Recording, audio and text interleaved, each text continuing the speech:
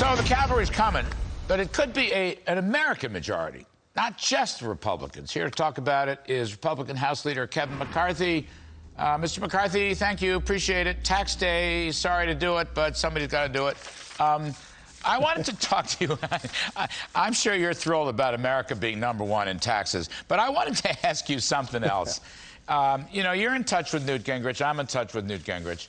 You know, Newt has this idea that your agenda, what you're looking at for the future, if the cavalry does come, the GOP takes over, is really not just a Republican majority, it's an American majority.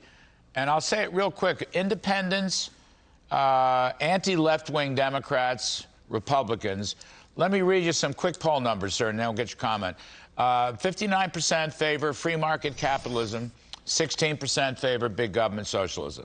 Then you've got 84% favor parents having the right to see everything their children are taught in school. Then you have 77% of Americans oppose canceling and censoring speech. And then you've got 91% oppose racial discrimination. 6% think people should be given preferences due to their race. Now, Kevin McCarthy, that's pretty powerful stuff, you know, almost for a bipartisan cavalry. What you think? Well, Larry, I'm smiling because of what I'm thinking in my mind right now. I'm watching America go through 1979 all over again. Highest inflation, looking to OPEC to solve our energy problems instead of America. This is an opportunity for people who have never been Republicans before, but to actually think about those free market ideas that make us stronger. And this is an opportunity we have in this election. That's why it's not a Republican plan, it's an American plan, because we all win when America's stronger. We're more successful. The world is safer. And we've watched what the Democrats under this one-party rule have done in a short amount of time here. Highest inflation, a border that's not secure, and we just found today, remember when I was down there more than a year ago, we just discovered that we were catching people on the terrorist watch list. Now you find that more than 23 have come across. But what has happened to America too has made every community a border community, because fentanyl is now the #1 cause of death with Americans between the ages of 18 and 45. And the sad part, Larry, is it's not that Americans are taking more drugs, they're actually taking less. It's more lethal of what's coming across that border, of why more people are dying. Then to be energy independent, if you want to create a business in America, what you really look for competition is your labor cost and your energy cost. And under the Democrats, they have raised both of them. And then when you live in California, such as I do, think of what their plan is. Their plan isn't to make us more competitive. They already have the highest tax rate. Now they want to tell companies, if you have employees here, they can only work 4 days a week, but you got to pay them for 5 days a week. They want to go after the productivity of America. They want to take away the work ethic. And remember, I was listening to your show a little earlier, how people were Democrats before, but what brought you over? Reagan, yourself. I was born into a Democratic family, but I've always been a Republican, based upon the belief that I know this philosophy brings people more freedom. I should be a happy conservative. Well, I love happy conservatives, and I love optimistic conservatives. That's what I learned 40 years ago from Reagan. I guess I'm a JFK conservative because he was onto the Laffer curve before there was a Laffer curve. But I do think it's interesting, Mr. McCarthy, that, you know, Biden was supposed to be the centrist, but yourself and the platform that you're all running on, the House, and I reckon the Senate too, but I'm just focusing on you in the House.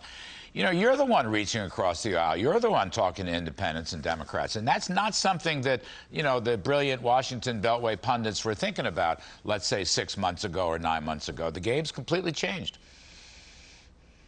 You should be listening across the aisle. You should be talking to people that have never wanted to hear from you before. And what's really interesting when you look at these poll numbers, for the first time in history, Hispanic voters favor Republicans, not even, but by 9 points.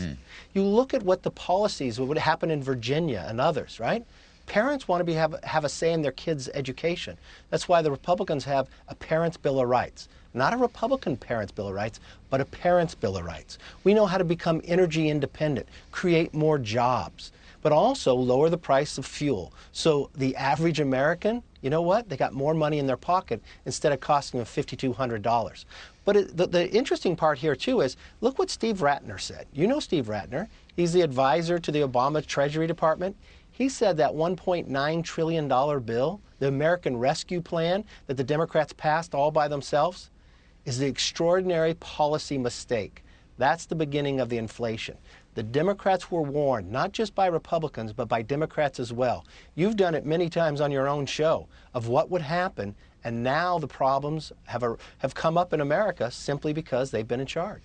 Gage, I hate to say it, but I think Ratner got that one right. In the remaining moments, in the remaining moments, Kevin, Elon Musk taking over Twitter, free speech, ending conservative censorship. What you think? I think go Elon. I mean, think about this. Yes.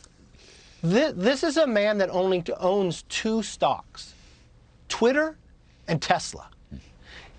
We are able to go to space for the first time by not on Russian rockets because Elon decided to create SpaceX because America didn't have American rockets. He went after the car business and created a car that can go on batteries that sells very well. I mean, this is a guy that cares about free speech, and he would probably care about the American plan too. Not a Republican, not a Democrat. I mean, in his belief is have free speech. You can criticize them or not, but stop this wokeism in America and let's applaud him for doing it and using his own money. And he's paying the most taxes of anybody in American history. Why? Because he took a risk and he was successful and he made a lot of Americans not only wealthy, but he gave a lot of Americans jobs. Terrific stuff. You know, you're so save America, support Elon. You're exactly right. Kevin McCarthy, thank you for your time. Appreciate it, sir, very much.